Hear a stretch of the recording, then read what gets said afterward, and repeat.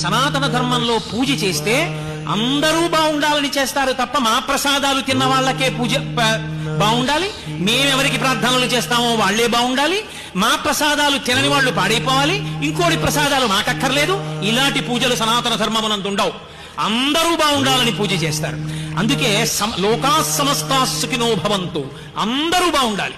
ఈశ్వరుణ్ణి వ్యతిరేకించిన వాళ్ళు కూడా బాగుండాలి, వాళ్ళల్లో కూడా మార్పు రావాలని పూజ చేస్తారు. అందుకు 108 నామాలు. ఎవరు పుట్టినా ఆయా నక్షత్రాన్ని చెప్తారు. పుట్టినప్పుడు వారం ముఖ్యం కాదు, తిథి ముఖ్యం కాదు, నక్షత్రం ముఖ్యం. మీరు ఏ నక్షత్రంలో ఏ పాదంలో పుట్టారో దాన్ని బట్టి జాతకం వేస్తారు. జనన మరణముల యందు నక్షత్రం ప్రధానం. 27 నక్షత్రాలు, ఒక్కొక్క నక్షత్రానికి 4 పాదాలు. 27 × 4 108 పాదాలు.